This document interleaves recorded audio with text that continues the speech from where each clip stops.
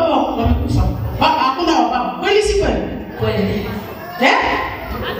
Lakini Biblia inakwambia Mungu ameleta jambo jipya duniani, mwanamke atafanyaje? Atampenda mwanaume. Si ndio jamani? Kwa hiyo chukua nafasi yako, tuwalinde kwa maombi. Wale ni viumbe jamani.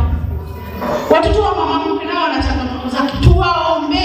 Mungu amekupa yule mtoto wa mama mke, ukae naye kwa sababu anajua wewe ni mwenye nguvu. Tufanyike baraka kwao.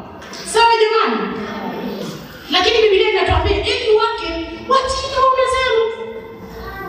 Si ndio jamani? Lakini naye kwa heshima na kutii, hapo mama mwingine haendi na changamoto, si ndio? Lakini katika hiyo changamoto, katika zama hizi sisi tuonyeshe nafasi zetu kama wanawake wa Kristo.